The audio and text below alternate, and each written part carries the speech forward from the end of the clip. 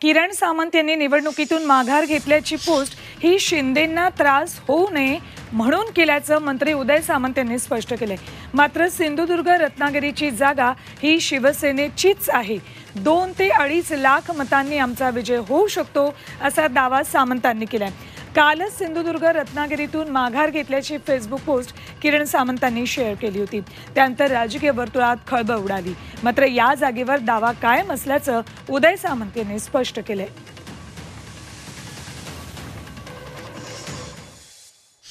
पत्रकार परिषदा झाल्या, त्याच्यामधनं अशी एक भावना निर्माण झाली की या तिकीट वाटपामुळे शिवसेनेचे जे मुख्य नेते आहेत एकनाथ शिंदे साहेब यांना त्रास होऊ नये या पद्धतीनं त्यांनी काल रात्री 9 वाजता ती भूमिका घेतलेली होती। परंतु त्याच्यानंतर मी नागपूरला असताना देखील मी व्हीसीवरनं सगळ्या रत्नागिरी सिंधुदुर्ग जिल्ह्याच्या पदाधिकाऱ्यांना बोललो, त्यांच्याशी संवाद साधला।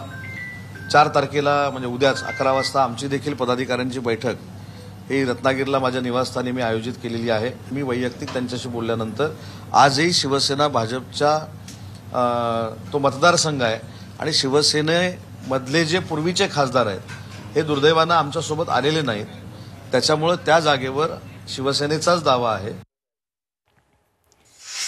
तर एकीकडे किरण सामंत फेसबुक पोस्ट करतायत आणि सिंधुदुर्ग रत्नागिरीत राणे विरुद्ध राऊत असाच सामना पाहिजे असं म्हणतायत संजय राऊत। सिंधुदुर्ग रत्नागिरीमध्ये नारायण राणे विरुद्ध विनायक राऊत हाच सामना पाहिजे असं संजय राऊत म्हणतायत। तर दुसरीकडे किरण सामंत यांनी काल फेसबुक पोस्ट केल्यानंतर खळबळ उडाली। दुसरीकडे त्यांचे बंधू उदय सामंत मात्र शिवसेनेचा सिंधुदुर्ग रत्नागिरी मतदारसंघावर दावा असल्याचं सांगतायत।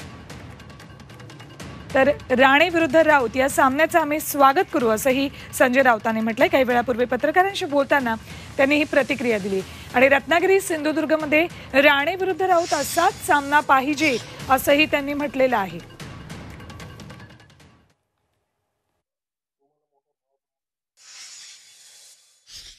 विनायक राऊत असा सामना परत एकदा पाहायला मिळेल आम्हाला, आम्ही त्या सामन्याचं स्वागत करतो।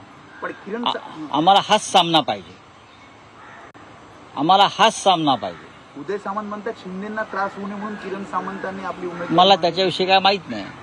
पण पुन्हा एकदा रत्नागिरी सिंधुदुर्ग मतदारसंघातून विनायक राऊत हे शिवसेनेचे खासदार म्हणून विक्रमी मताधिक्यानं लोकसभेत निवडून जातील आणि शिवसेनेच्या विजयाची परंपरा तिथे कायम राहील याविषयी कोकणी जनतेच्या मनात आणि आमच्या मनात अजिबात शंका नाही।